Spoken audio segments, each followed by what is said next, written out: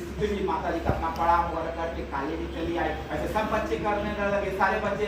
यानी भारत की संस्कृति हमें बड़ों के प्रति सत्कार की भावना सिखाती। क्या सिखाती है? सत्कार। यानी बड़ों की चौथी विशेषता है। और पांचवी विशेषता क्या है? पांचवी बड़ी विशेषता यह है समन्वयवाद। क्या है? समन्वयवाद। दुनिया में दो प्रकार की कल्चर है। एक है भौतिक। क्या है? भौतिक। क्या मुस्कान जी, भौतिक क्या होता है? शरीर, दुनिया की जितनी वस्तुएं भौतिक है। और दूसरी क्या है? आध्यात्मिक। क्या है? आध्यात्मिक है। आध्यात्मिक कैसे कहेंगे? जो आत्मा है, आत्मा की पवित्रता हम अध्यात्म के द्वारा जानते हैं, आत्मा का विकास। यानी भारत की संस्कृति में, भारत की संस्कृति में वह हम देख सकते हैं आध्यात्मिकता और भौतिकता का मिश्रण दिखाई देता है। यानी भौतिक और अभौतिक संस्कृति का मिश्रण दिखाई देता है। यानी शरीर के विकास के लिए आपको स्तुति दी भौतिक संसाधन चाहिए, क्यों पूर्णिमा जी? आपके शरीर के डेवलपमेंट के लिए भौतिक संसाधन चाहिए, लेकिन आत्मा के विकास के लिए आध्यात्मिक शक्ति का होना जरूरी है। क्यों? पूनम जी, क्या जरूरी है? आत्मा की शक्ति के विकास के लिए क्या जरूरी है? तो उसकी जरूरत है आध्यात्मिक से। यानी भारत की संस्कृति में भौतिक और अभौतिक या भौतिक अथवा आध्यात्मिक संस्कृतियों का मेल दिखाई देता है। क्या दिखाई देता है? मेल दिखाई देता है। और छठी या सातवीं विशेषता जो हम बता सकते हैं वह प्राकृतिक विविधता है। क्या है? प्राकृतिक विविधता है। आप देख सकते हैं मेघालय में बहुत ज्यादा वर्षा होगी, राजस्थान में सूखा रेगिस्तान पर। आप चले जाइए अरुणाचल प्रदेश में खांची भरपन है, यहीं चले जाइए, और दक्षिण भारत के राज्यों में वहाँ वनों का अभाव है। आप देख सकते हैं आप देख सकते हैं आसाम में 12 महीना बाढ़, 8 महीना बाढ़ आती है। हमारे सिद्धार्थनगर और जिले में कभी सूखा की वजह से लोगों की जान चली जाती है।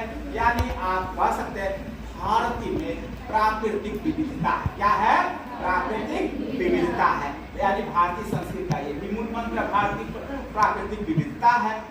यानी और क्या है? भारतीय संस्कृति में मातृ सत्ता को पूजनीय बनाए। आप नवरात्र के पर्व को देख सकते हैं। नवरात्र में माता के विभिन्न रूपों की उपासना की गई, आप लोगों ने किया था।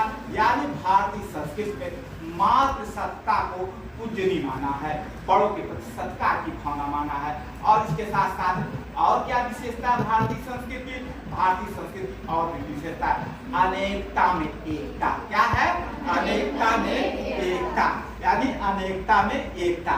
यानी अनेकता में एकता क्या है? अनेकता भारत के संदर्भ में एक विद्वान था जॉन स्ट्रेची कहता था भारत विभिन्न धर्म, विभिन्न भाषा, विभिन्न रीति रिवाजों का देश है, उनमें विविधता में एकता भारतीय संस्कृति का आधार है। भारतीय संस्कृति विविधता, डाइवर्सिटी बिटवीन यूनिटी, भारतीय संस्कृति का यह मूल मंत्र है, विविधता में एकता।